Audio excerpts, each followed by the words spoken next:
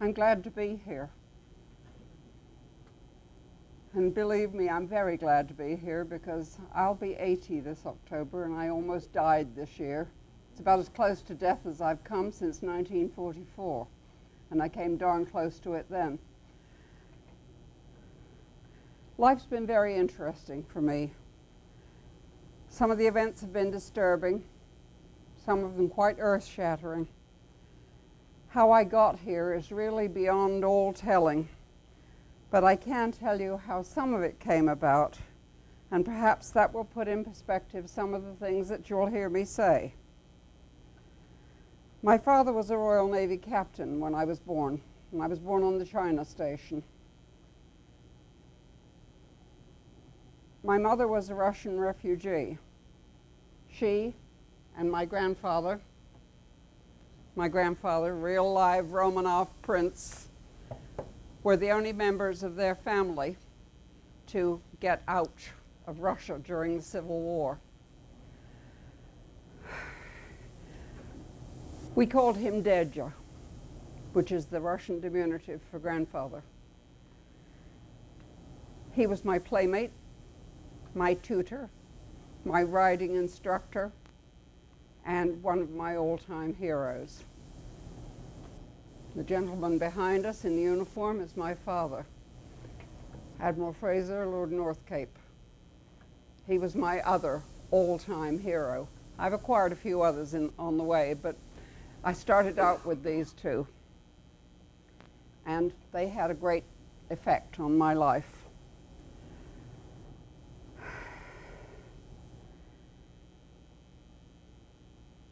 My father's father was an engineer general in the British Army.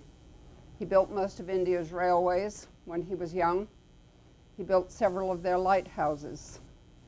And he carted my Scottish grandmother all over India with him. And those two were also a great influence on me after the time that I was about 12. I scarcely knew them until then, but I got to know them perforce. When I was what most people call a child, we lived in Shanghai, Hong Kong, Bombay, Alexandria, Egypt, and Malta. They were places where my father was stationed in various capacities.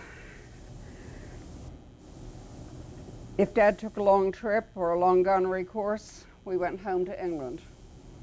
Otherwise, we were wherever his hat was hanging. I had 5 brothers, all of whom became Royal Navy officers, and 1 sister. 2 of my brothers were killed in May of 1941, one when Bismarck sank the Hood, and one when the Kelly went down with Mountbatten off Crete during Student's paratroop invasion. 5 days later, my only sister was killed. She was a student nurse, and her last act in this life was to throw herself over 2 children who had been injured in the last night's raid. They were on a gurney. They lived. She didn't. I was 14, and it was me that got the news, because by this time everybody was at sea or gone. My grandfather, my father's father, was dying of cancer. And when they called up, it was me that answered, and it was me that had to deal with it. And I think at that point, iron entered my soul. I decided if we were at war, then I was damn well going to be at war along with everybody. And whatever came, I was going to learn to take it and give it back eventually.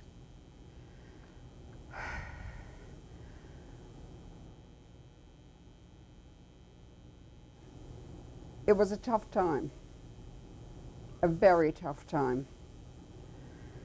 Fortunately, life when I was young in this kind of a family set up the preparation for all kinds of things.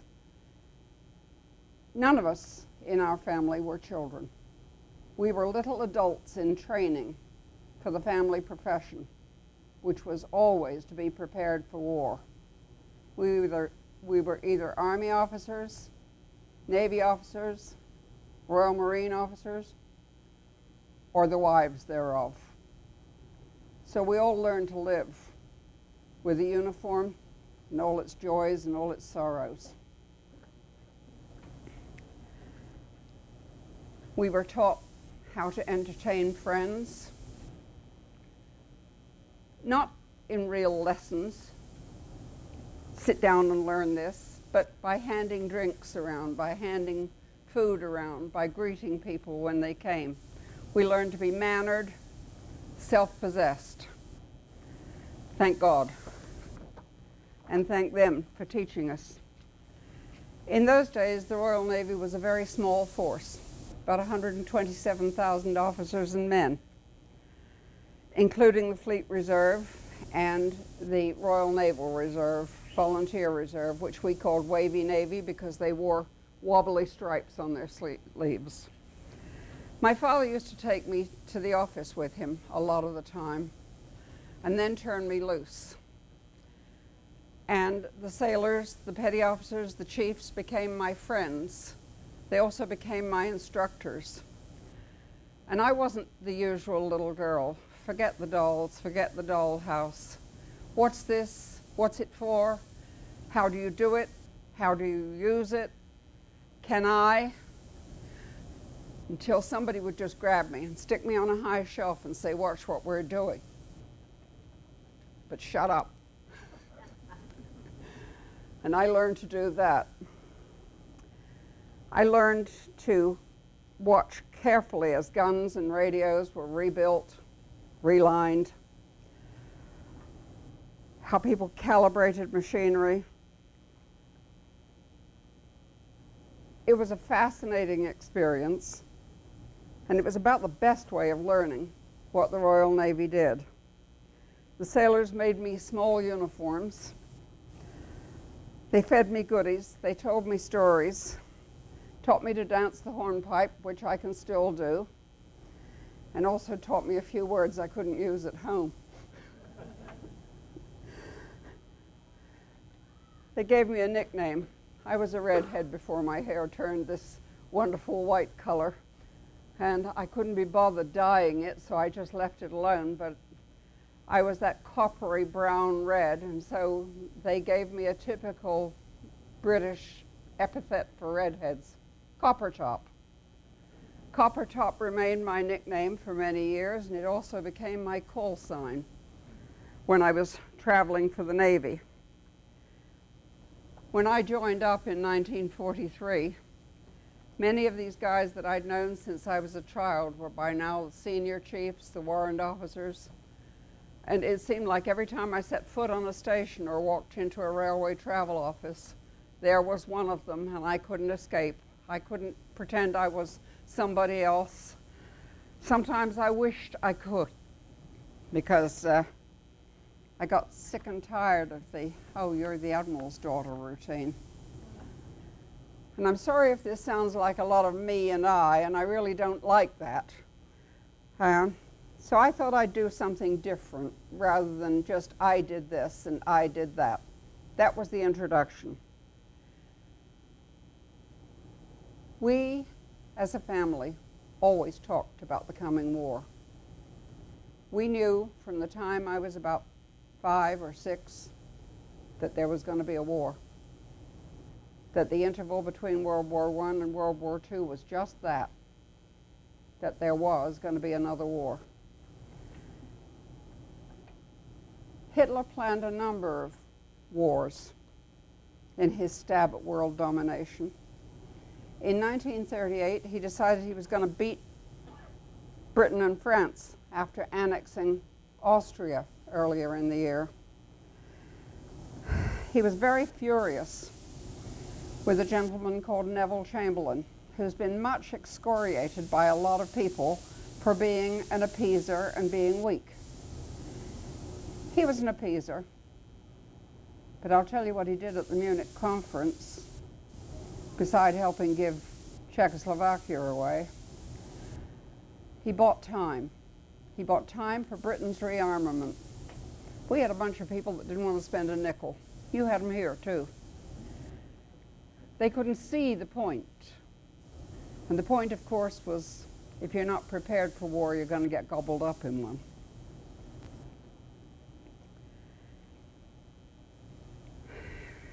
We came home from Malta under very tense circumstances in that time. My mother, Deja, my younger brother, my Chinese ama, nursemaid, and I. Along with several hundred other people on the deck of 2 Royal Navy destroyers, we were charged across the Mediterranean from Malta and dumped off for the French Navy to help us at Toulon. They fed us and stuffed us in buses and sent us to Marseille, where special trains had been laid on. Somebody had to stand in line to get the tickets. Fortunately, I'd grown up speaking 3 languages, so I was delegated to go and get the tickets because my mother was having conniption fits. She'd always been afraid ever since they'd walked out of Russia, and she was absolutely sure we were all going to be killed on this trip. My grandfather's solution was to go and buy champagne and brandy and feed her French 75s. It worked because she slept most of the trip. And the first time I ever stood up to an adult and was rude was that day. I was standing in a line with my brother with me, had everybody's passport. You had to have a passport in order to get the ticket. And some busy little man came hustling up the line.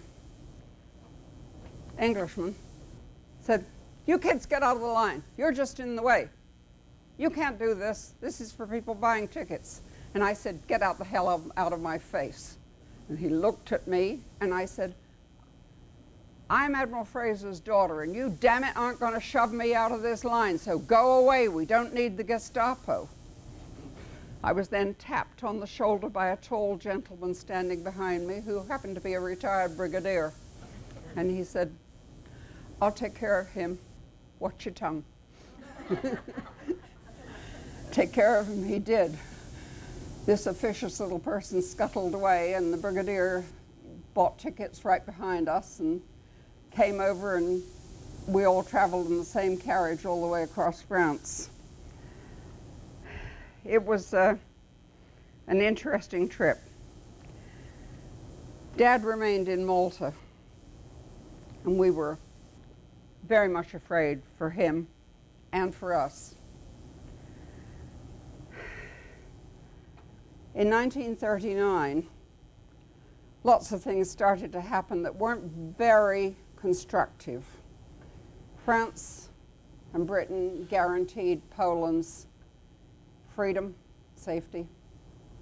Baloney. We didn't have anything to guarantee it with. It was a worthless, absolutely worthless promise. In April that year, and pardon me if I read most of this because I've got dates and things galore here. Conscription came about in April for Britain. In May, Germany and Italy signed the Pact of Steel. At the end of June, Hitler repudiated the Anglo-German Naval Treaty. On the 3rd of September, France and England declared war on Germany. God knows what we were going to fight it with. Their army wasn't worth a damn. It was reputed to be the biggest army in France, in Europe. They were hopeless. And we didn't have 2 sticks to rub together to make a fire. Same day, Lemp, one of Hitler's U-boat commanders, torpedoed the Athenia with heavy loss of life. On the 7th of that month, the Royal Navy picked its skirts up and left Scapa Flow, which is its northern port in the Orkneys, and took itself around to the west coast of Scotland and took up residence in Lough Hugh, which is an arm of the Minches, the channel between Scotland and the Hebrides, leaving the Royal Oak, a depot ship with about 1,100 sailors aboard, in Scapa Flow. In October, Gunter Preen, another U-boat commander, managed to find his way into the floe.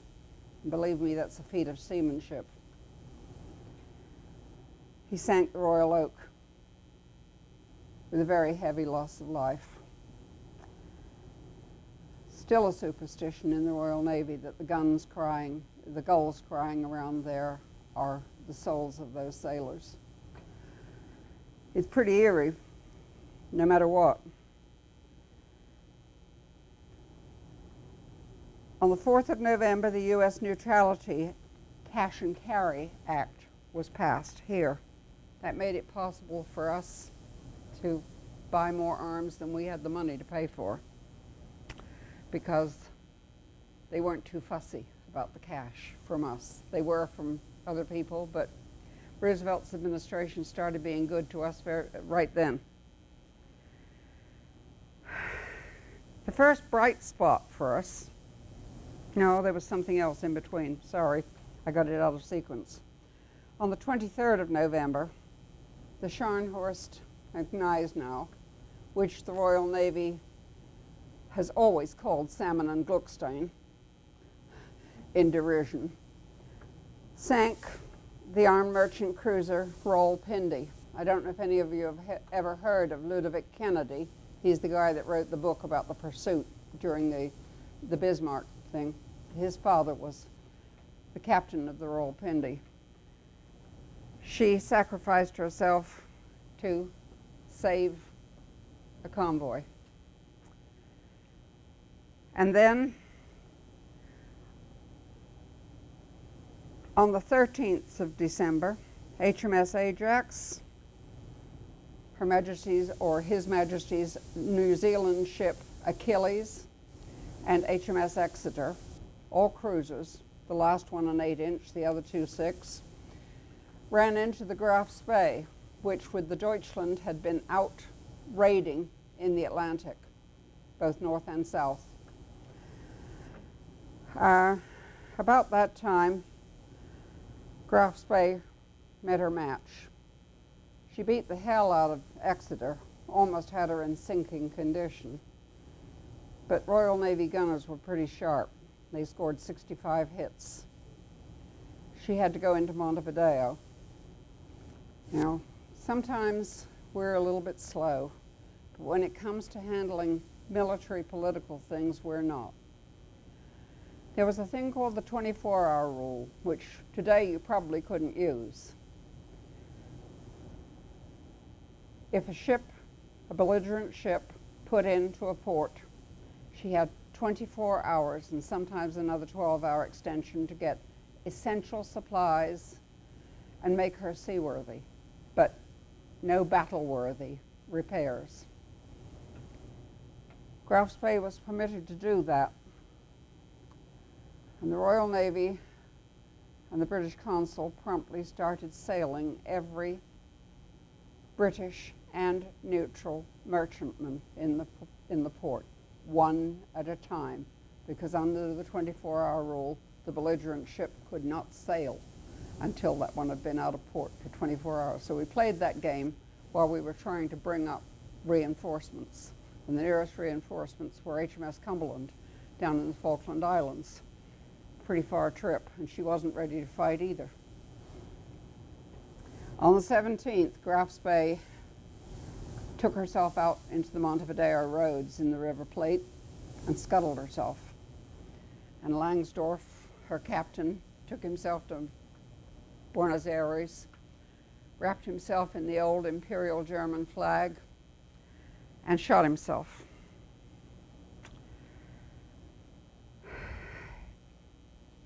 We didn't particularly like that, because most of the old Imperial Navy officers that were still left around had some honor left to them, unlike the U-boat crowd. That brings us to 1940. That time in the Royal Navy was known as the backs to the seawall year. In January, they issued ration books. In February, Philip Vian, Captain Royal Navy, in HMS Cossack, who had been tracking, along with several others, the Altmark, which was a German tanker, found her, spotted her in the Norwegian leads, followed her into Trondheim. The Norwegians told him to get out. They'd already inspected her. There was nothing contraband aboard. He differed, took himself outside into international waters and talked to the Navy, the Admiralty. They told him to go back in. He went back in and told the Norwegians, this is it. Your inspection probably was not very thorough, and I'm going aboard. Put a boarding party over. They broke open a hatch and hollered out any British down there, and there was a roar from 299 British merchant seamen, all being held down in the hold. And the petty officer in charge of the boarding party yelled out, well, the Navy's here, come on up. Vian didn't know how to run away from a fight, as you'll see a bit later. So that was at least a booster for us, because it was pretty gloomy. In April, a friend of one of my brothers, a guy called Jerry Roop, who was a lieutenant commander in the Royal Navy, in command of HMS Glowworm, ran across the Hipper, an 8-inch gun cruiser. Saving a convoy, he rammed her. They died to a man. There were no survivors of Glowworm, but they did save the convoy. On the 9th, HMS Renown ran into Salmon and Gluckstein, scored some hits on Gluckstein, and both ships ran. We kind of got used to this. They ran a lot. We ran after them. We never ran away from them. On the 28th, in the middle of all the debacle of the invasion of Norway by both Germany and us, we took off King Haakon and his family and the Norwegian gold reserve. But because nobody was looking and because the airwaves were a mess, couldn't get through that there was a problem, and the Germans sank the aircraft carrier Glorious, which had been one of my dad's old commands, and her 2 attendant destroyers, Acasta and Ardent. Acasta, dying, torpedoed the Scharnhorst. If you get tired of this, you'll hear me say more of it. We're proud of ourselves. We don't run away. And we had to keep on doing just that, standing fast and standing to when something happened. On the 10th of May, Hitler turned his attention to the Low Countries and France, Operation Sichelschnitt. They came into France through the Ardennes. They devastated the Low Countries. Queen Wilhelmina of Holland was evacuated along with their gold reserves and the rest of her family. King Leopold of Belgium chose to give himself up and let them take him prisoner. For some unknown reason, and God be thanked for it, Hitler chose to stop Guderian's panzers about 20 miles away from Dunkirk. And in those days, several names that the world has come to know quite well were just corps commanders or the expedition commander. Brooke, Lord Alan Brooke, later Chief of the Imperial General Staff, probably the best soldier that we ever produced as far as staff and strategy was concerned. Alexander, whose name became known in the Middle East, in the Tunisian campaign, in the Italian campaign. Montgomery. They all ganged together with Lord Gort. Lord Gort was a brave, big, bluff Boy Scout of a soldier, but he sure as hell didn't know how to manage an expeditionary corps, and he didn't know what to do for an evacuation. Those guys pulled off the biggest getaway that you can imagine. Admiral Ramsay running Operation Dynamo, which was the ships that took them off. Captain Bill Tennant on the moles at Dunkirk. They got 338,266 men away, including 1/3 of them being French. We heard the appeals for small ships, and my brother Carrie and I stole my great-aunt Louise's boat and sailed a small boat across the channel. Didn't need to navigate. Watch the smoke. You could get there. The boat would comfortably hold about 4 or 5 people. We crammed up to a dozen in it and ferried people back and forth for 6 days. Whichever ship was the nearest, we picked them out of the water and ferried them over to the ship. A couple of times Royal Navy officers told us we were being looked for and we were to go home, and we went and left. We had no choice but to go alongside them from time to time because we needed water and we needed sandwiches. We were dirtier than hell. Toilet arrangements were easy. You just hung over the side and did what you had to do. But you had to have food and you had to have water. We stayed until the 3rd, and somebody said, "Get out. They're going to pull out tomorrow. Get out, you brats." When we went out, we had 8 people lying down in the bottom of that boat, and we had 4 guys hanging on ropes on the side. The weakest swimmers first. We sailed that boat out, and we switched people all the time, some in the water, some in the boat, so that the strongest swimmers were the ones that were swimming in the mid-channel, where it was the worst. We and they were half dead by the time we sailed into Ramsgate Harbor. We reported to the harbor master so that somebody could let my father know we were alive, because we'd been hearing that he was doing his nut about us. And I fell on the floor and went to sleep.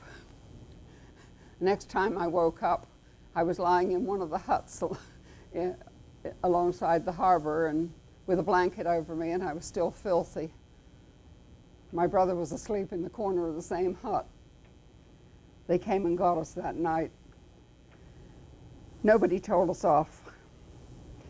Called us brats, but that's, so what? At that time, Churchill became the prime minister. Just before that, as a matter of fact. And shortly thereafter, the Battle of Britain began. Of course, the Royal Air Force paid one hell of a price in dead and burned pilots. You could see them all over the south of England. Every time you heard a plane, you hoped the hell that it was a Spitfire or a Hurricane and not a Messerschmitt.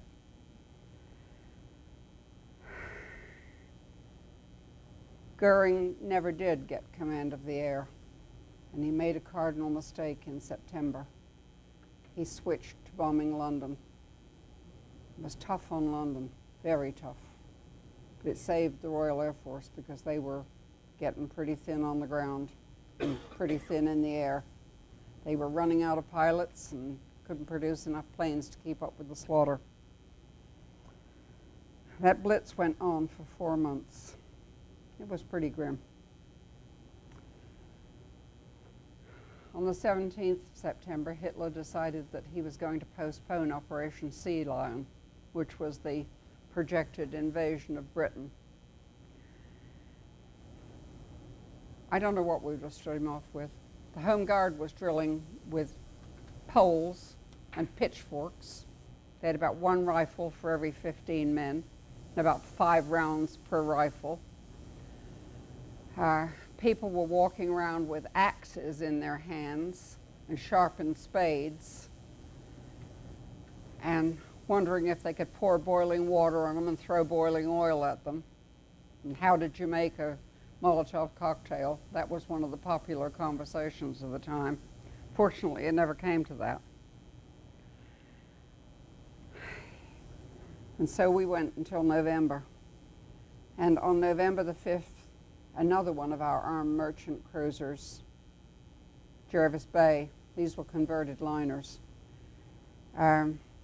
stood off the Hipper and saved all but 5 ships of a 37-ship convoy. Of course, Fagan and his crew didn't survive.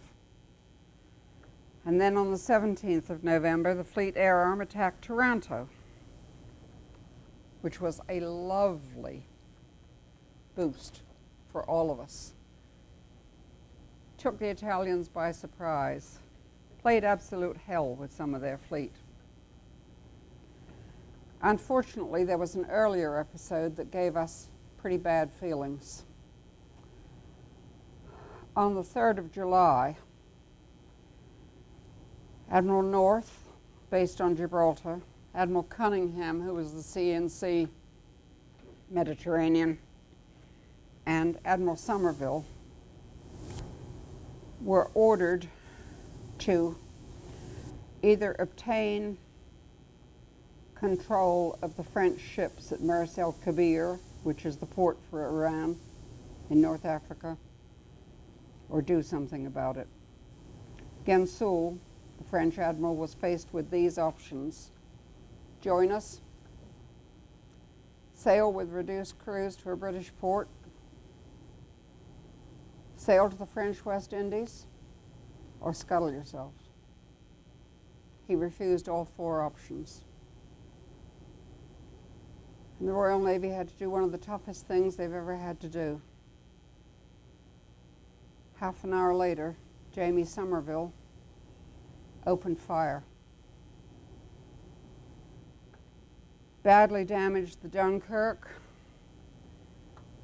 blew up the Bretagne, which was a battleship, badly damaged the Provence, killed 1,297 French sailors. The battlecruiser Strasbourg and 5 destroyers escaped. Everybody else stayed in harbor, damaged, shot up, wounded. To this day, there are people who are still ashamed of that, and I'm one of them. But you do what you have to do in war, and nobody wears the white hat.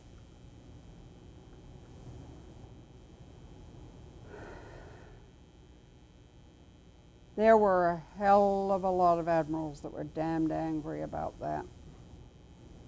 Poor Admiral North protested so strongly that after a little fiasco he had with the French in Dakar, relieved him. Sir Charles Forbes, very prominent admiral, CNC Home Fleet, decided to retire and was relieved by Admiral Tovey. Nobody was very happy with Churchill. And you're probably going to think, goodness, she's a heretic. Who does she like? Churchill was a dumb old man. He thought he was Marlborough, his ancestor, all over again. Marlborough, my foot. He had not a clue. He had to be pulled back repeatedly from stupid adventures. He caused trouble every damn place he went, and he wouldn't listen to professionals until he was faced with almost a revolution on the part of the professional officers and was darn nearly censured. He missed being censured by about three votes in the House of Commons. And about that time, I think he decided he better shut up a little bit.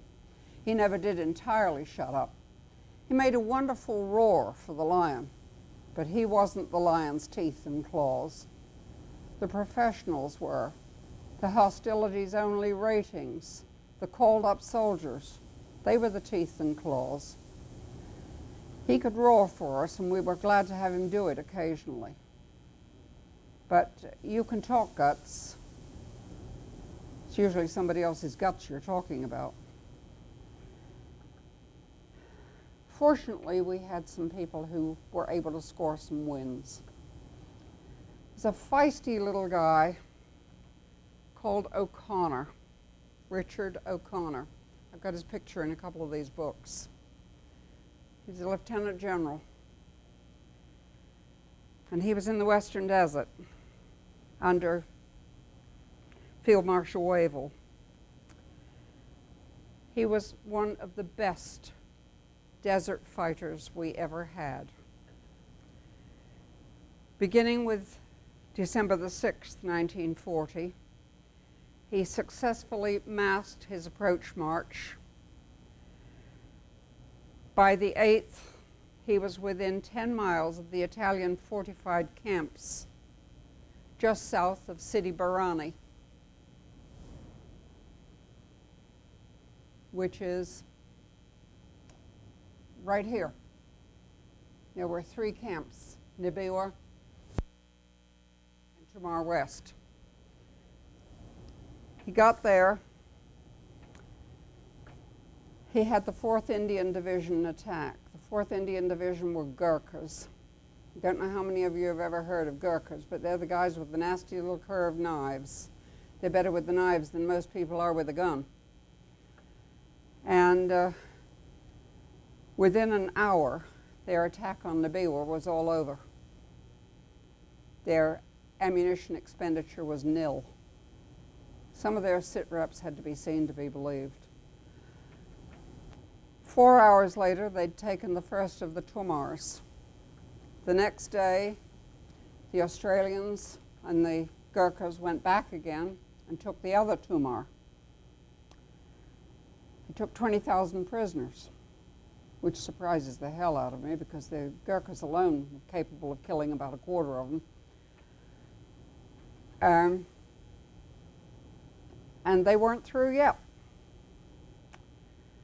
On the 3rd of January, the Australians and some British tanks, the 7th Armored, the Desert Rats, took Bardia, which is also up here on the coast road. The yellow line's the coast road. There were no roads over here. Bardia is, gotta read my own writing. Here. And they, again, took the city and took 40,000 prisoners. On the 9th, they invested Tobruk, which is, again, up here. They kept going until the 5th of February at Baie de Femme, which again is up there on the coast road. They literally destroyed the Italian 10th Army, 14 divisions. They took another load of prisoners. Altogether, in 2 months, they marched 500 miles, took 130,000 prisoners, captured 500 tanks and 800 guns. The cost to us was about 2,000 casualties, 500 dead, 1,500 missing and wounded. That's a very low price to pay for that kind of an achievement. And I'm not fond of quoting the butcher's bill. I've always considered that the butcher's bill is somebody's life. Unfortunately, in London, the chiefs of staff had not learned some of the lessons that the people that were out there doing the fighting knew very well. They made a terrible mistake. They stopped O'Connor at Benghazi. He took away a lot of his equipment, sent him to help Neem in the Western Desert, which is further over in that direction. General Neem was in trouble. And unfortunately, the trouble continued, and both of them were taken prisoner by the Germans because by that time Rommel had arrived to bail out the Italians. And O'Connor spent the next 2 years until Italy collapsed in an Italian prison camp. During the transfers, he promptly escaped and was re-employed in Normandy. This guy was, about this high, small man, and I think inside his skin, other than the bones that held him up, the muscles that held him up, he was all guts. And he was as bright as he could possibly be, and he did not know how to give in. He proved that again in Normandy. About this time, a few people who could fight were beginning to have some influence. And so much hell was raised with our members of parliament, which is like your representatives, that the chiefs of staff had a reshuffle. And they got rid of a couple of useless people and started putting in some better people, and we did. We had some absolutely useless, well, what shall I call them and be polite? Rear lower apertures. And I'm sure most of you guys can translate that. You ladies may not have heard it before, but it has to do with back here. We've always said that. The Rarlaps. We usually say it in mixed company, and then everybody knows what you're talking about. Oh, and then we had another problem. Luckily, before the other problem manifested itself, they put radar in some of the escorts. We were the first to use radar extensively at sea. Wasn't very good, but it was good enough to do a couple of things. Bismarck broke out with Prince Eugen on the 21st. Came out from Norway, made their way over to the Denmark Strait. Radar, HMS Suffolk, which was a cruiser, had the most advanced radar set that we owned. She was in company with Norfolk, steaming along in the Denmark Strait at that time of the year. The pack ice is just beginning to recede. It's very foggy. The weather's pretty lousy. But thanks to Argus-eyed radar, they were found. There were a few pot shots taken, but nobody was hit, nobody was hurt. And they shadowed and kept on reporting to London. The Germans couldn't understand how they were being so dogged. The calls for help brought up HMS Hood and Prince of Wales, which was a new battleship. Hood had been laid down in 1919. She hadn't been fully modified. She had an armored belt, but she didn't have an armored deck because that would have exceeded the Washington Treaty of 1930. And we were keeping it, even though some other people weren't. And she was very subject to plunging fire. She was hit at 6 in the morning on the 24th with Bismarck's second salvo. Reconstruction and a bit of evidence says that there was a powder train. She had had hoist trouble. We knew about that earlier. She blew up. 1,429 people aboard. There were 3 survivors. And nobody could quite believe it. 1 minute she's there, the next minute there's a mess in the air, and then there's just a wisp of smoke on the sea. And when people started putting out reports that she'd blown up, they were accused of being stupid, blind, not knowing where they were. They knew where they were. Unfortunately, there wasn't anything they could do. As I said earlier, I lost a brother, my brother Simon. And 2 days before that, my brother Dougal had been killed. Both of them were young lieutenants. Both of them newly married. Wasn't terrible fun. But it wasn't terrible fun for anybody at that time either. That, of course, set off a chase that I'm sure most of you are familiar with. Anybody not seen Sink the Bismarck? I think almost everybody's seen it at least once. We pulled out stuff from the woodwork. We had battleships, cruisers, heavy cruisers, destroyers, submarines, all hunting for her. And she did some pretty fast doubling, and we lost her for a while. She was found by a U.S. Navy ensign flying with a crew, teaching them how to use a Liberator. And he spotted her. His part in this had to be kept quiet for a very long time because you were still neutral. And that brought everybody right onto the hunt.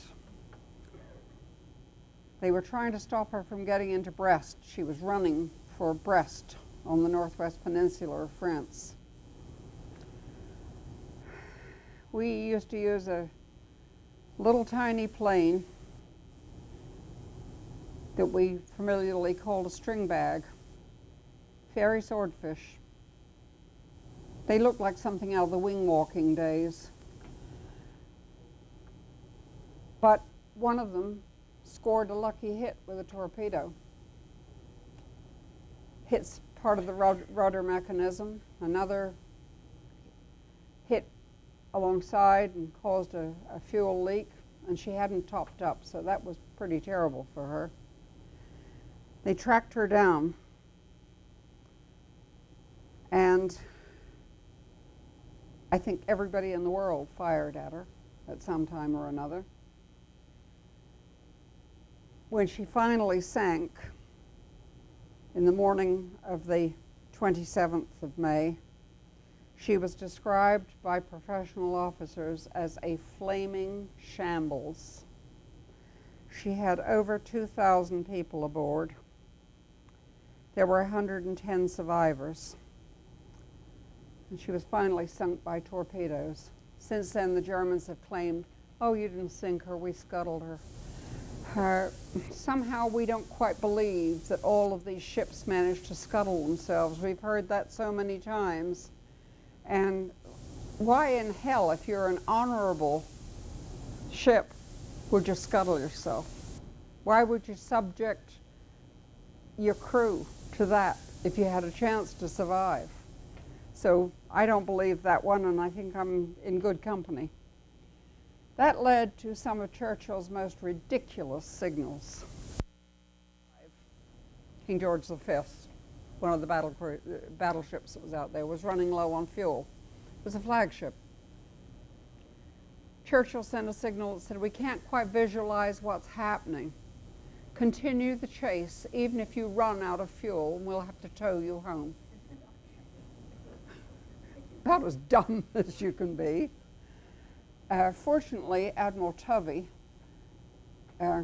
turned a deaf ear and ignored it, but had words to say. The first Sea Lord at the time was Admiral Dudley Pound, one of my two godfathers. Admiral Pound should never have commanded anything bigger than a rowboat. I mean it. He meddled in everything. Instead of tasking people and telling them what needed to be done and then leaving them as professionals to figure a way to do it, he meddled all the time. He was responsible for other disasters too. I'm sure all of you have heard about PQ-17, which was a later convoy that was told to scatter. That was his doing. Somebody saw a ghost. People on the spot were telling him there's nothing wrong out here, we've got control of it. No, ordered the cruisers and destroyers away, and more than half of that convoy fell prey to the Germans. So Uncle Dud was a bit of a pain. The rest of that year continued with this sort of stuff. U-boat sinkings, Greek misadventure, another one of Churchill's wild hares, pulled forces away from the Western Desert, upset the Royal Navy, upset Admiral Cunningham's pretty spare balance in the Royal Navy, lost us some ships, caused Malta almost to starve to death. They were besieged and starving, and we were having trouble getting convoys through to them. He kept that malarkey going over several things until he couldn't get along with the then Chief of the Imperial General Staff. This was a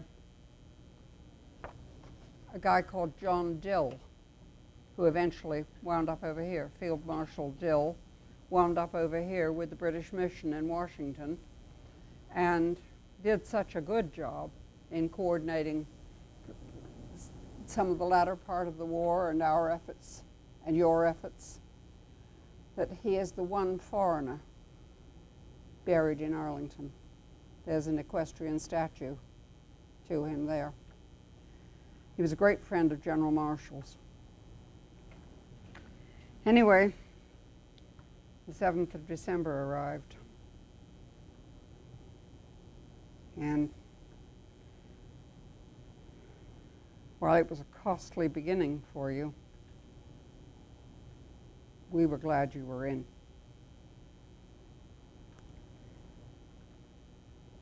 On the 10th of December, the Japanese sank the Repulse and the Prince of Wales, which had been sent out to Singapore. This was a dreadful lesson in don't play games when your enemy has air power and you don't. They were sunk by Japanese torpedo bombers.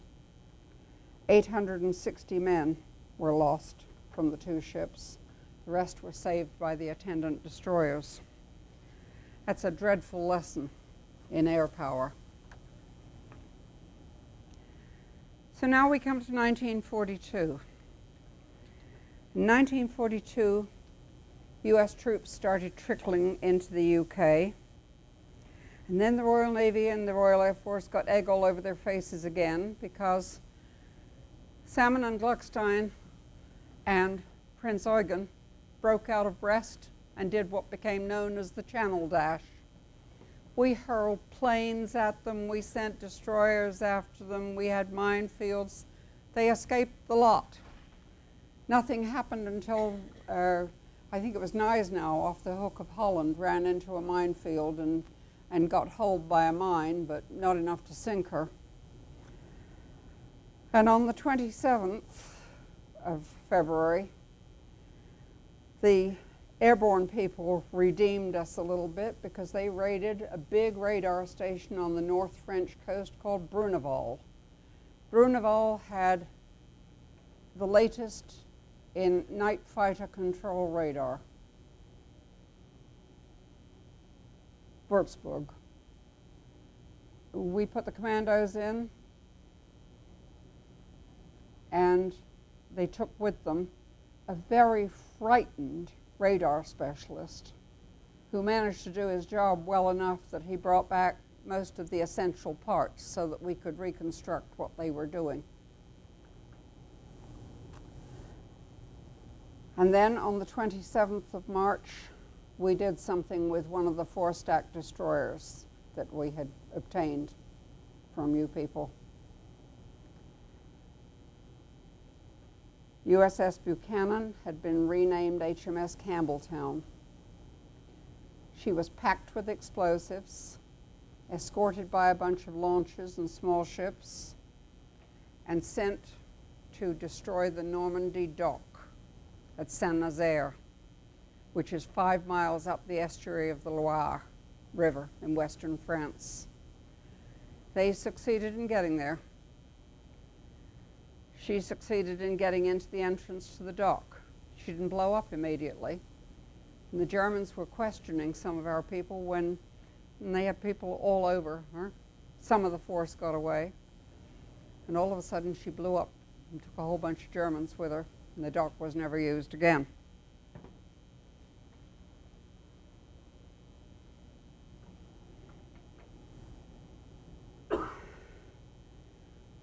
And unfortunately, in that same period of time, you had an admiral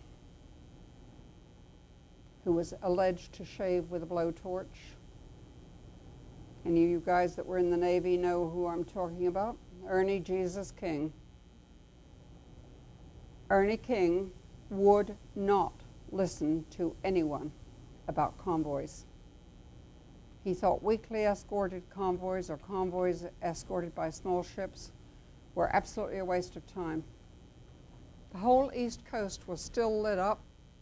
Chambers of Commerce and mayors are saying, we need the trade, we need the trade. Coastal ships, some of them British, were silhouetted against this, and the U-boats sat out there and took pot shots and sank lots of them.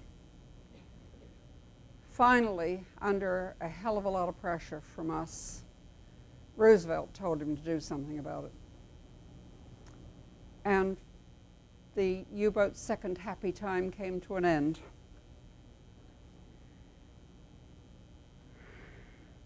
And in that same period of time again, Philip Vian reappeared on the scene in the Mediterranean, wearing his flag in Cleopatra and in company with a ship called the Euryalus. Those are two famous names in ships in the Royal Navy. They go back to Nelson's time. In fact, the ship that spotted the combined Spanish and French fleet at Trafalgar was the Euryalus. And one of the proudest signals that the Royal Navy has ever flown is always enemy in sight. Euryalus flew it again that day. And Vian and Blackwood, another Blackwood, in the Euryalus, played absolute hell with the Italians while escorting a Malta convoy. They dashed in and out of smoke screens. They indulged in long-distance gunnery with a big boy, a battleship, which they shouldn't have been doing, but they did. And they ran them off, got their convoy through. Not undamaged, but they got some of it through. And in those days, if you could get one ship into Malta, it was food for a few days for people. Unfortunately, there was another meddler that had relieved Admiral Cunningham. His name was Henry Harwood. He'd been the victor of the Plate battle, but he was no good in the Med, and he had to be relieved because he meddled from ashore. The last thing anybody should be doing at a shore station is telling the guys on the spot what to do. It's their guts, not his. 42. The Germans took Tobruk in June. The PQ disaster, PQ-17 disaster that I referred to, took place in July with great loss. People did a naughty again in August. They put on the Dieppe raid, no bombardment, no air cover. The Canadians, who were the principal people in that raid, took an awful beating. And on the Eastern Front, the Germans were doing so well that they had the Red Army evacuating the oil fields at Maikop. Those were small oil fields, but the loss of any oil field when you're at war is a problem.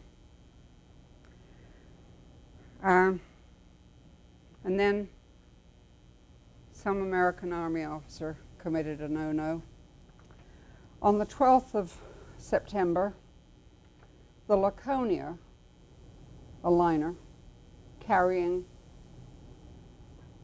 about 2,000 Italian prisoners, was sunk by or torpedoed by U-156 under Hartenstein. When he realized what he had done, he broadcast en clair over open waves for help to save these people, and promised that anyone that came, they would not use their torpedoes or their deck guns if he could also have safe passage. Another one of those rear apertures in the Army sent a bomber from Ascension and bombed them. Nobody ever found out who it was, but the pilot said that it was some unidentified officer there, and since it's all U.S. Army, points a pretty clear finger, but not at who, just at where from. Not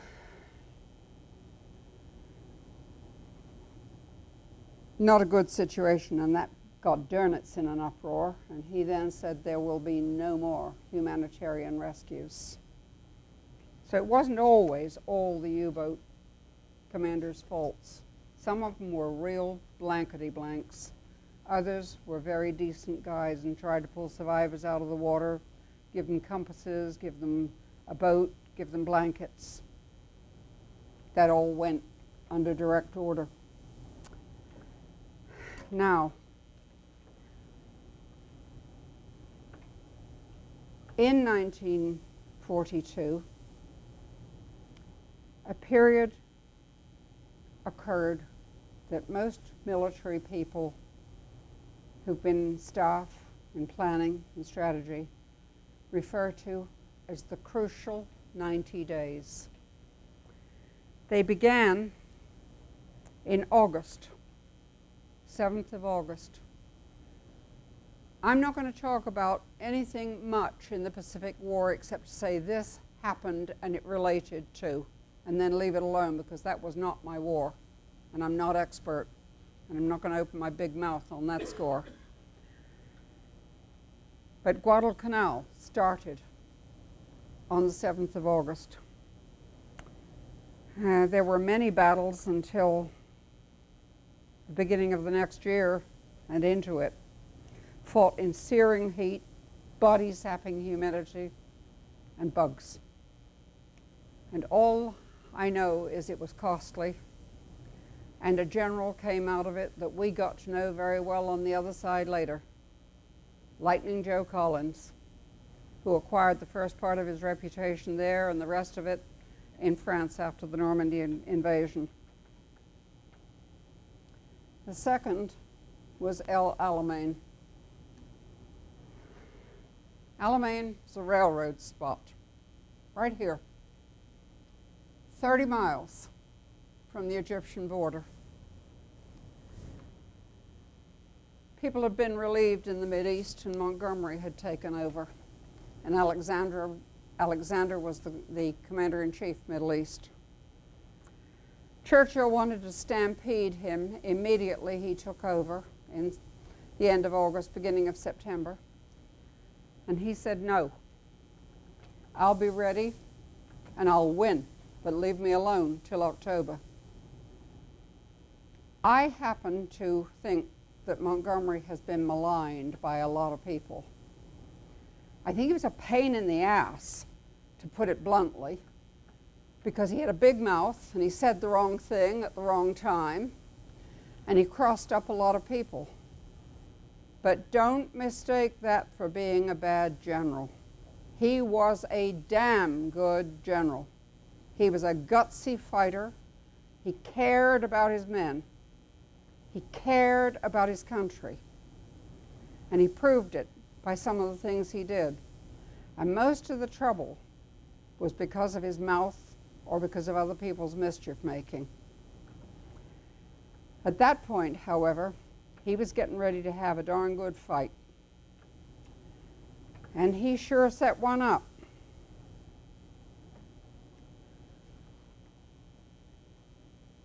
Rommel was sick. Rommel had nasal diphtheria and all kinds of other problems, and he was ordered home for medical treatment. And an unknown in the Western Desert general called Stumme took over for him. Stumme had fought on the Russian front, had no experience of the desert.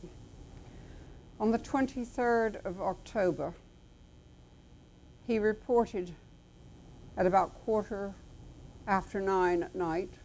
We know because we had an angle on their net too. Enemy situation unchanged. At 9:40 that night, from the 8th Army line, 882 guns opened fire. 15-minute barrage that General Tucker described as not a roar, nothing frightening, just a continual fluttering noise accompanied by flashes. For 15 minutes those guns fired, and then they fell silent. The attacking divisions moved onto their start lines, whistles blew, people started stepping off, and off went the guns again, firing 100 yards ahead of the troops. In 3 minutes lifting and firing another 100 yards ahead, a rolling barrage. It stunned the Germans. It had stunned me to listen to that kind of a barrage, and I have been under fire, so I know that it can be pretty devastating. For the next 10 days, it was exactly the slugging match that Montgomery had predicted. He was asked how long it was going to take, and he said, whole business, 12 days. That's what it took. Participants were the 4th Indian Division, the New Zealanders, the 51st Highland with their pipes. This was a reconstituted regiment because 51st Highland had been taken prisoner in France at St. Valery during the German advance into France. 10th Armored, and a lot of South Africans, both infantry and armor. Generals involved, Big Tam Tamberley with the Highlanders, Freiberg, the New Zealand general, who'd won a VC in World War I and had 27, count them, 27 battle scars on his body. And Churchill fought with him once, called him a coward. It's a wonder he lived to tell the story afterwards. Anyway, casualties were moderate sometimes and heavy at others. The battle did not go as it was initially planned, but there was a lot of switching around to fit the developing situation. Montgomery started pulling men out of the line after about the first 5 days. That upset Churchill. He always wanted everything in the shop window. You have to constitute a reserve. It doesn't matter whether you're a ground pounder or whether you're in a rowboat or a battleship. You have to have a reserve. You have to have people that can step in and do somebody else's job, or that you can switch to somewhere else. And that's what he was doing. But Churchill was ready to just cut his throat. And Brookie, General Allenbrook, who was not known for mincing his words, roared at him. and got him stopped.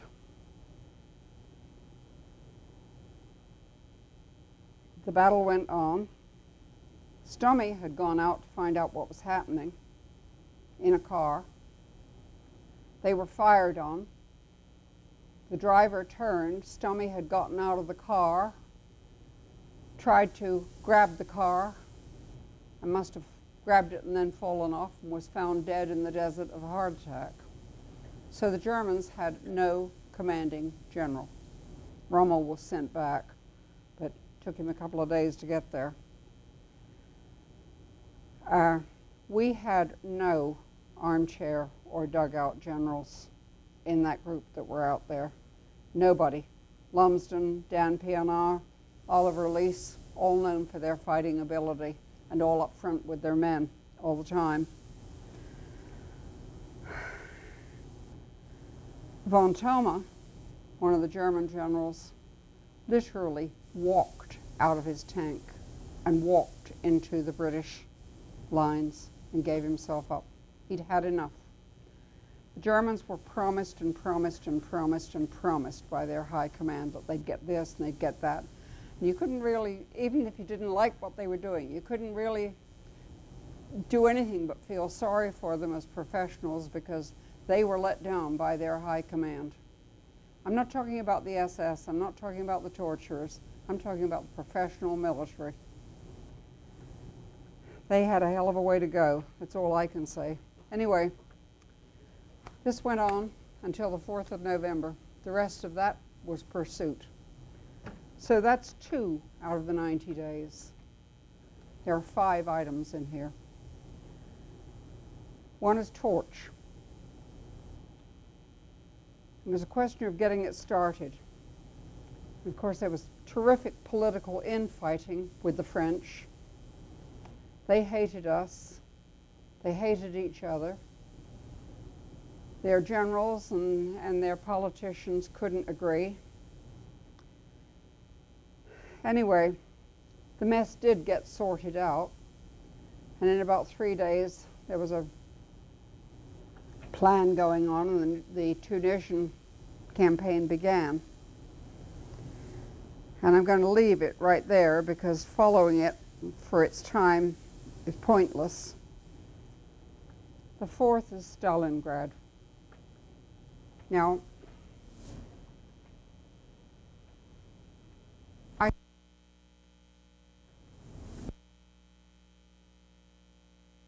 I've been the assistant naval. I've been over this ground.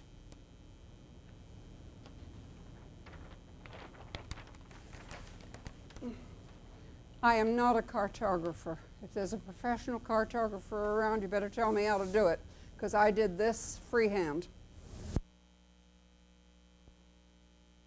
Stalingrad. This is the Volga River. Astrakhan, the city at the delta. This is the Caspian Sea. And here is Baku, which is the biggest oil field in Russia. I put a few other cities on there just to make it relate. This is the Don River, the Don-Volga Canal. This is Kalach na Donu. That means Kalach on the Don.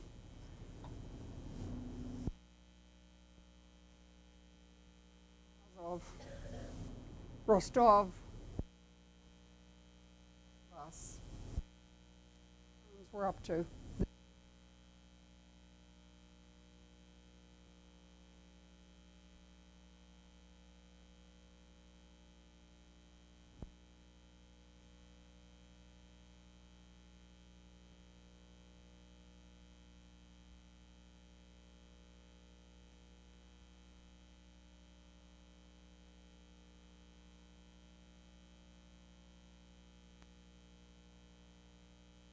Black Sea. This is the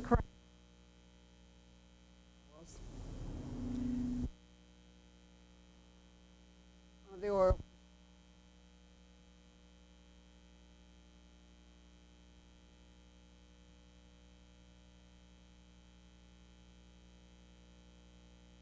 Which is where Stalin was from, Tbilisi. And the little inset is what happened at Stalingrad at the end. Paulus wasn't given any back. Had a dickens of a time with Hitler. Hitler's chief of staff then, Kurt Zeitzler, remonstrated with him, tried to get reliefs to him because they had ordered him to take and hold Stalingrad. And the Russians were taking one dickens of a beating. Unfortunately, the Germans did not have the backup that if they'd had just a bit more, this would have. And why is it so important? This was the hinge of fate. This was literally the battle, along with the other events and one more that I've got to tell you about, that everything hung on. This is where the war turned around. Guadalcanal, El Alamein, Torch, Stalingrad, and then one other that I'll lead you to in a minute.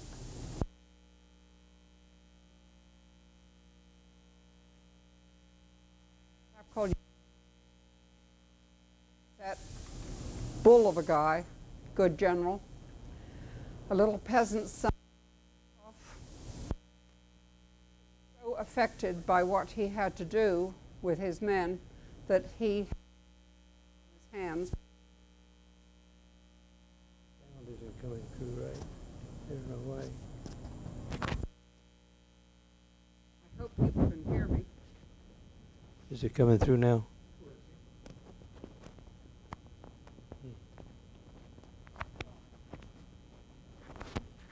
All the time.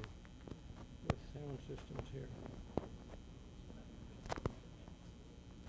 Can you hear us now? Let's see, let me put it back this way. Okay. Not me, folks. The sound system. And a man that we all heard of much later, the political commissar, a fat little man called Nikita Khrushchev.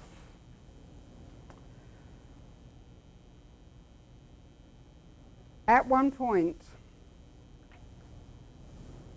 and we are talking this in here along the Volga bank, we're talking maybe 10 miles. 3 factories, the tractor factory, the Barakadi, and the Red October, which were founding mills and ammunition supply, all military industrial things. Chekhov's men were in here. And this is the Volga and its little islands. He had 3,500 wounded lying on the banks at one time waiting for evacuation. That's how intense the fight. It wasn't street by street. It wasn't block by block.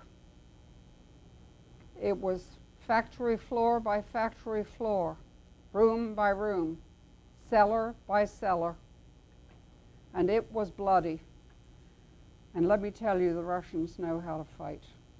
They are murderous little devils. They will literally, a couple of hundred of them, in situations like this, they'll link arms and all of them yell like the Marine Corps, "Ura! Ura!" and off they go. And they'll run into a machine gun until the last one of them's dead. They're crazy, but they're also very brave. Anyway, this went on. The Germans were within 300 yards of taking over when they started to run out of steam. 300 yards.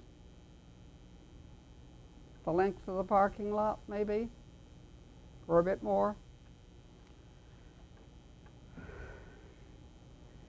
Some of Chekhov's men wanted to evacuate to those little islands. He said, "You can, but it won't lead to a healthy future." you didn't do as you were told, it was bang bang. You know, take you out against a wall and shoot you and hope they hit.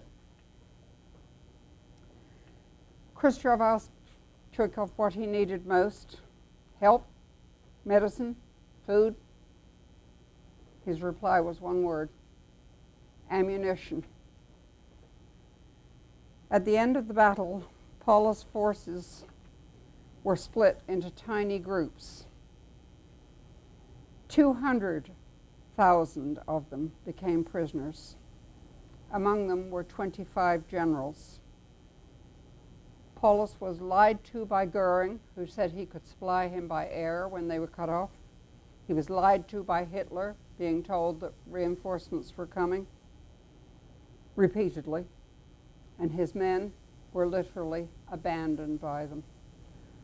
Of the men that went into captivity, it's believed that only about 6,000 of them ever lived to return to Germany. Forget the Geneva Convention. That battle started in November and finally collapsed on the 4th of February.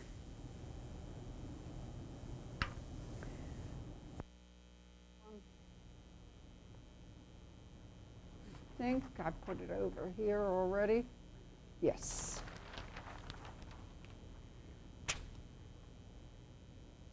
This is a different fight. It's a sea fight. The Battle of the Barents Sea. It started on the 29th of December, 1942. Carried on into the 30th. And I'm going to read you the précis that I made from the battle report. It involves a convoy, JW-51B, of 14 ships. The convoy was spotted at noon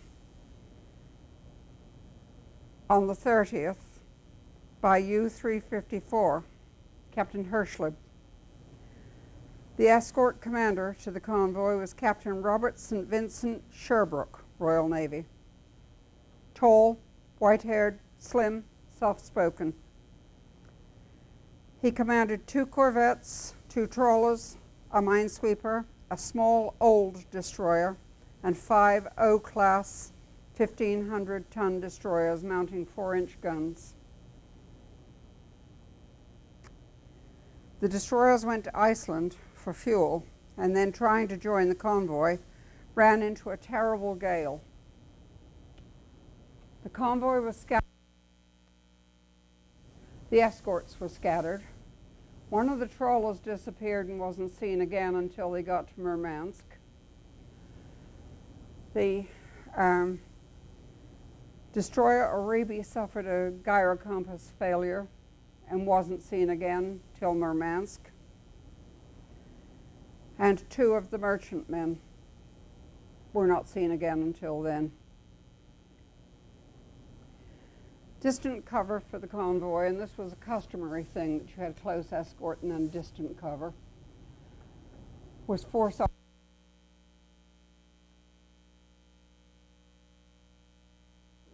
about 9,000. HMS Jamaica. I've got pictures of some of this stuff, by the way, all in books. Shiny Chef, named for the city of Sheffield, and fitted out all the way with no brass work, just stainless steel. They get in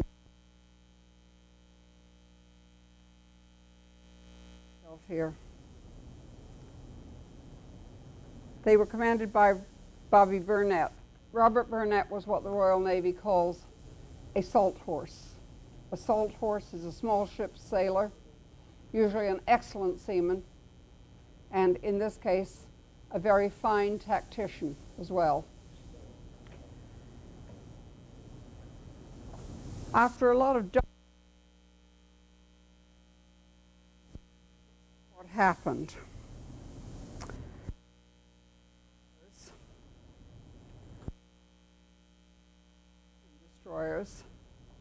realized there was a problem, gave the battle challenge, were fired on, and commenced to lay smoke and dodge in and out of that smoke, similarly to Vian's tactics that I described earlier. Once you've expended your torpedoes, you're no longer a threat. So you play a giant game of bluff.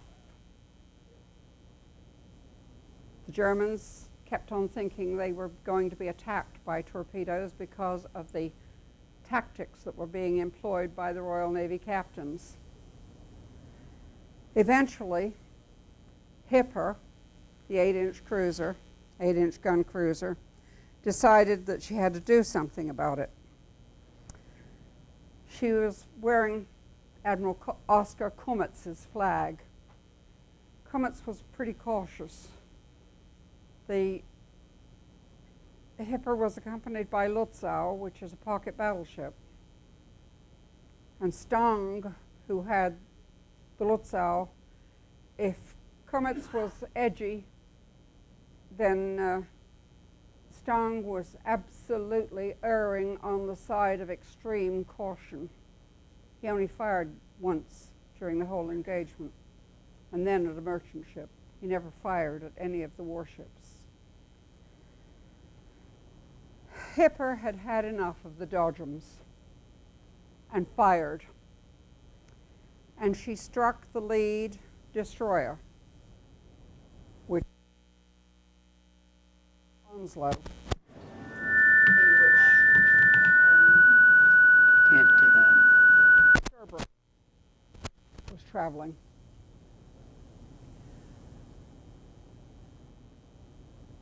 After a few minutes of fire, a huge splinter hit the funnel. Part of a shell hit the funnel. Part of it flew into the bridge and into Sherbrooke's face.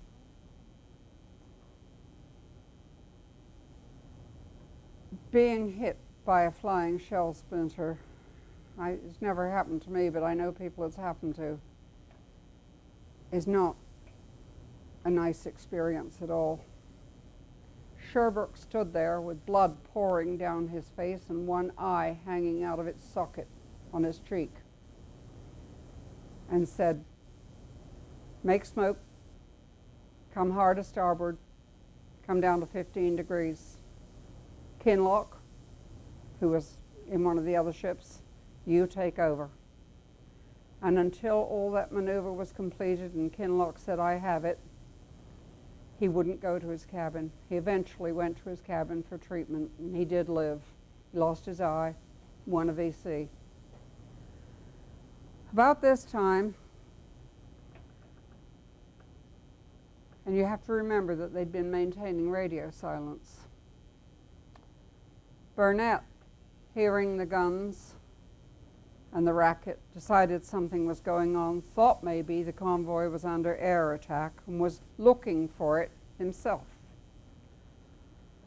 Hipper then found the little Bramble, the minesweeper, 600 tons of minesweeper. She'd been sent to look for some of the strays. Hipper shot her into rubble Lewinsky, please call extension 10. and left two destroyers, the Beitzen and the Friedrich Eichholt, to deal with whatever was left. They'd made up their minds, by the way, on this excursion, that there were going to be no survivors. They were going to have a turkey shoot in the water. And that did it for Burnett. He then heard the sound of and saw the flashes of the heavy guns and steered for them. And that's what Royal Navy officers are trained to do. When in doubt, steer for the sound of the guns. He arrived on the scene. In the meantime, one of the other destroyers, the Orwell, had interposed herself between Onslow and the Hipper to protect her. And Burnett, wearing his flag in Sheffield, accompanied by Jamaica, commenced to fire on the Hipper. and hurt her very badly. She ran.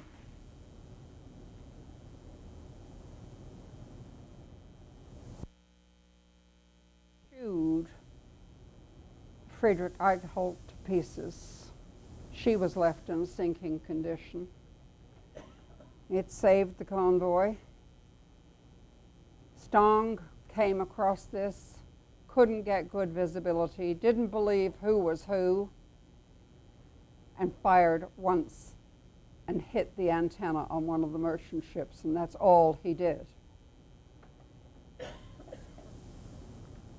This was a 4-hour engagement, 2 hours of it bluff on the part of the destroyers, and 2 hours of it pretty bloody.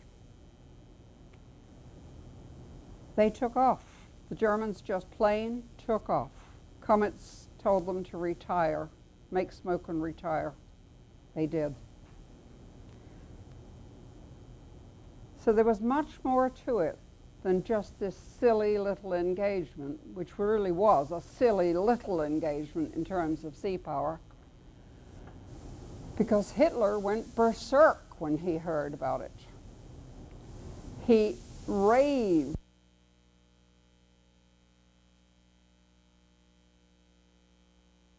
In charge of the German Navy resigned.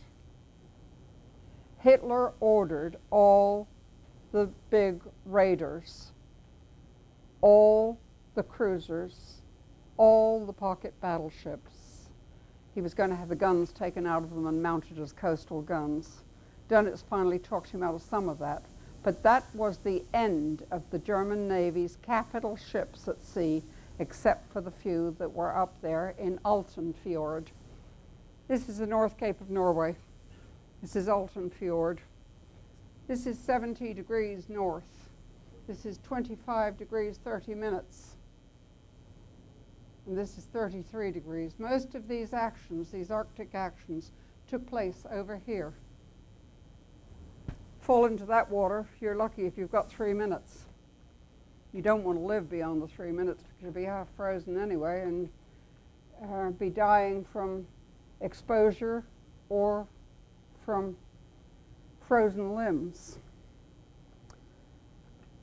Admiral Tovey said that this was the most remarkable fighting performance. His words were that an enemy force of a pocket battleship, a heavy cruiser, and 6 destroyers, with all the advantage of surprise and concentration, should be held off for 4 hours and driven from the area without harm to the convoy by 2 6-inch gun cruisers is most creditable and satisfactory. There were, of course, other decorations besides Sherbrooke's VC. But this was the concluding action in the 90 days that I spoke about. This cleared the way for everything except attacks on the Tirpitz, the part of the Tirpitz, if she got out, and the Scharnhorst. That's all they had left, other than their U-boats.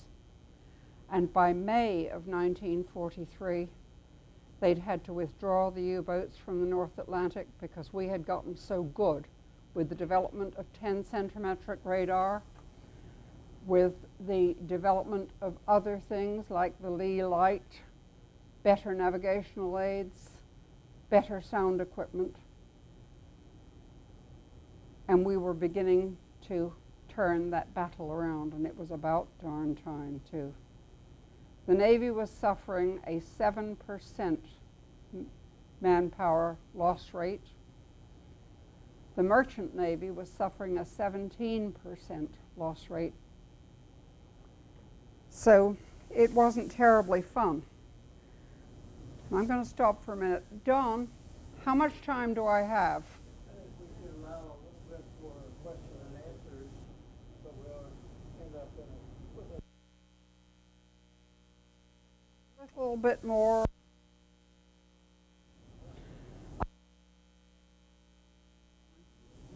I just knew what the heck was going on because I'd been living with this all my life. You are a fascinating person. Pardon? You are a fascinating person. I want to thank you. God bless you. You bring this, you summarize, you bring this to life. You are an amazing woman. No, I'm not. I've just been in the right place at the right time. A lot of amazing people. What I will tell you now, because I can do it off the cuff, is that my father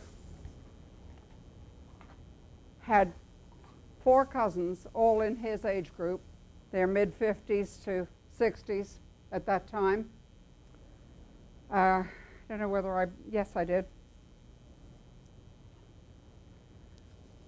And we shall shock them, which is a précis of the Royal Army's efforts during World War II, written by David Fraser, a retired general. He's the son of my father's cousin. So, you know, a remote kissing cousin, if you will. There were 38 of us from the entire family that served during World War II. 17 of those 38 died. And every one of us that survived has a story to tell. And the majority of us have either been mentioned in dispatches or wear some kind of a decoration. Should we ask questions or should we let it? Did that coat have any significance? Does what? The coat. The red This?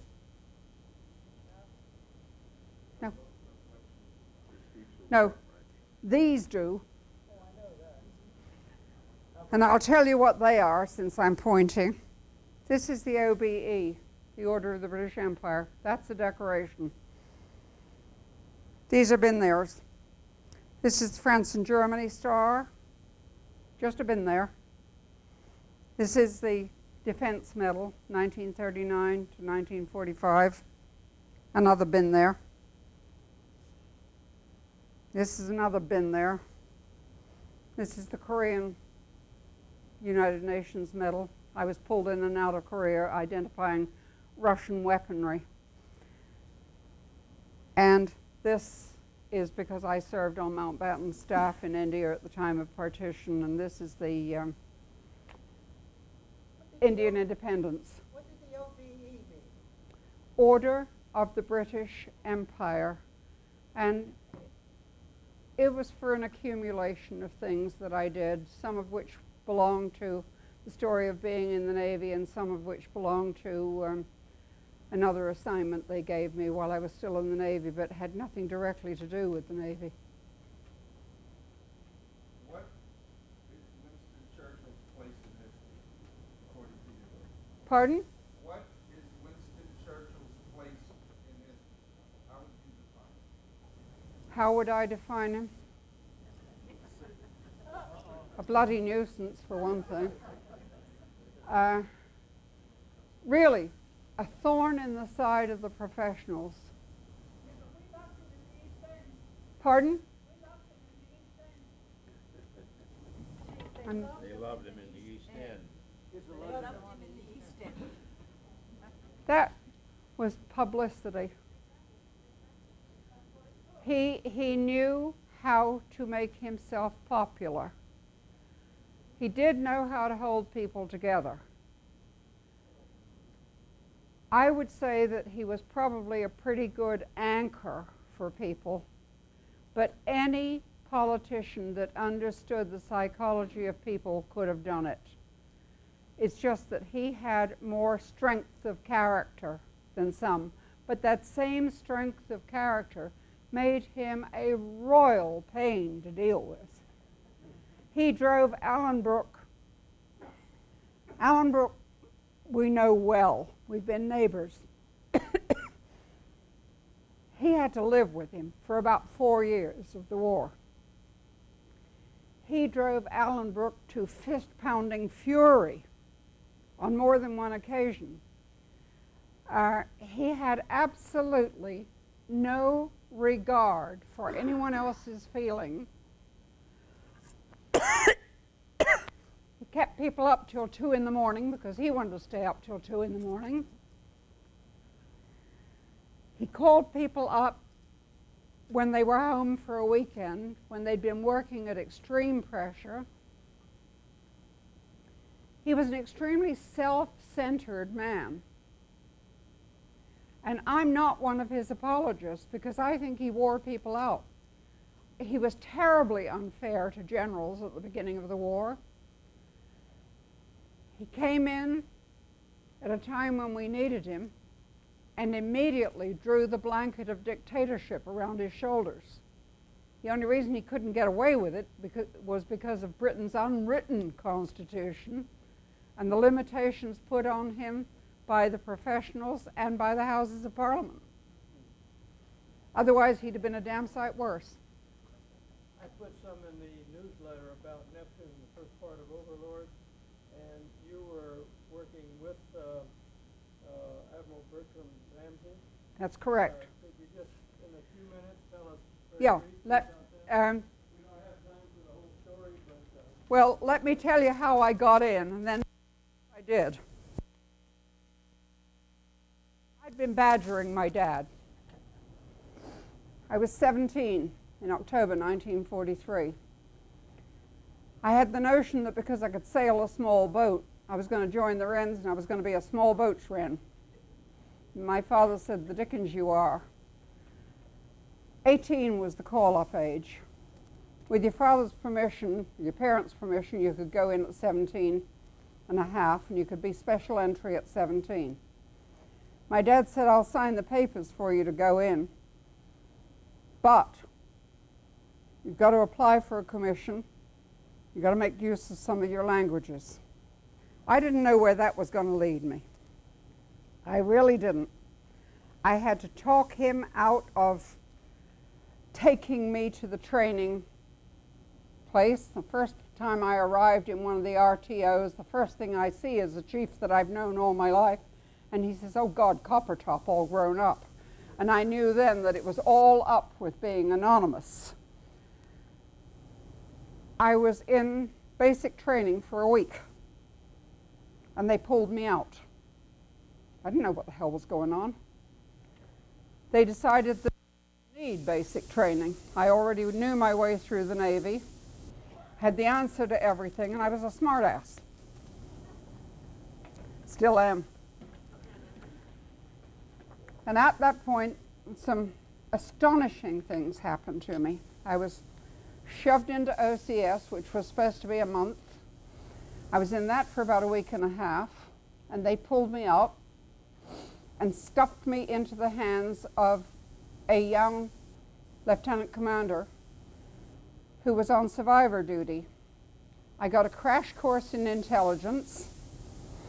I was tested for my ability in French.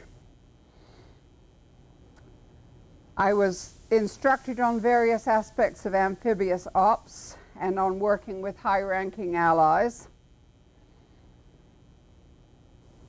And 2 weeks later, I was commissioned as a special entry third officer, which is like an ensign. I was given Christmas leave, 5 days, supposedly.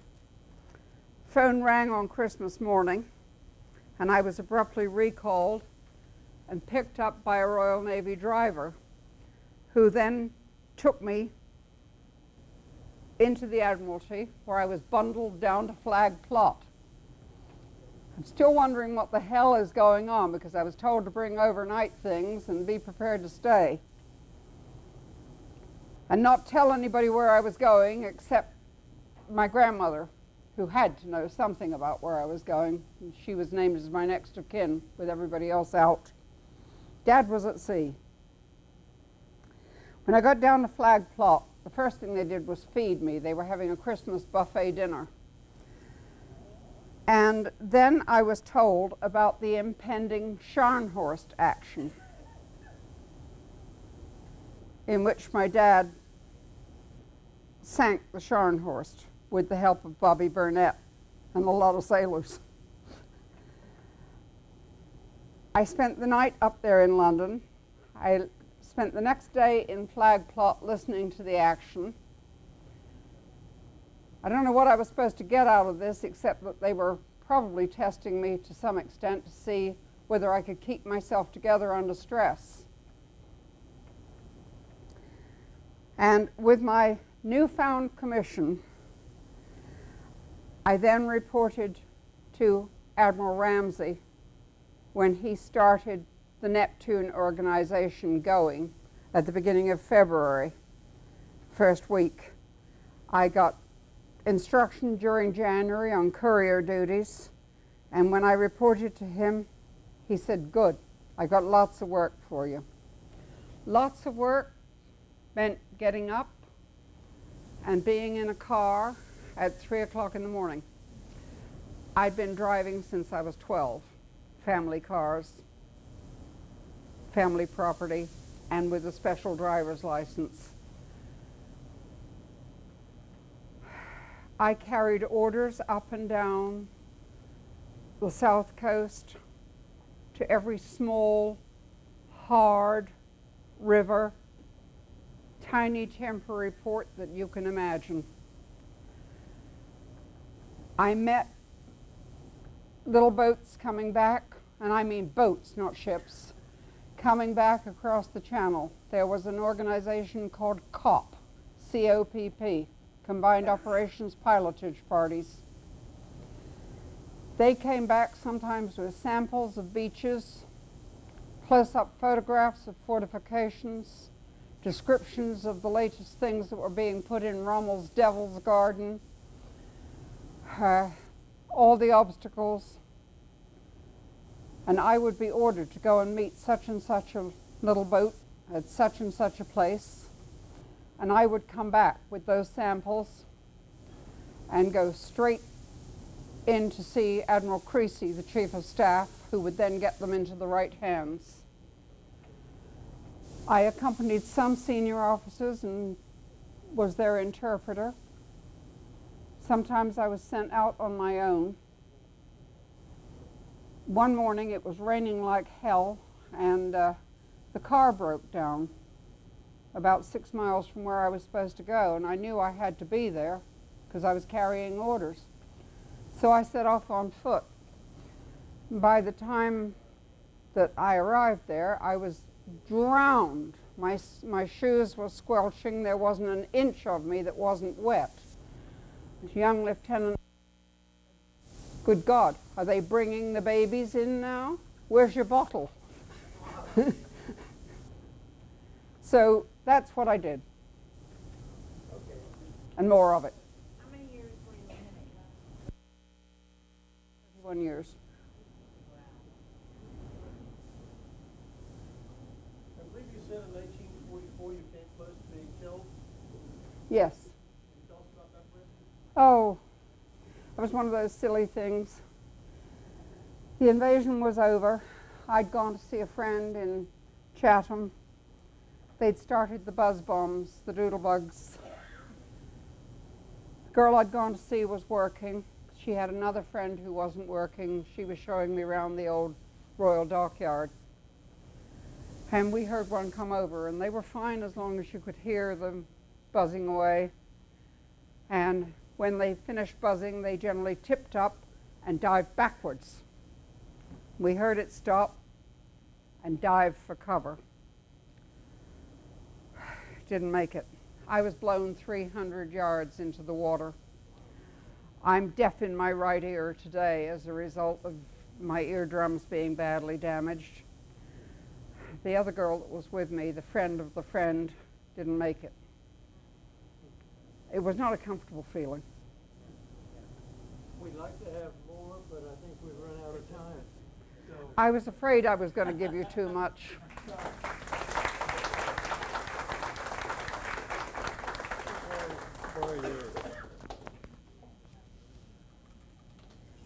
and we've got another program coming up next month, completely different.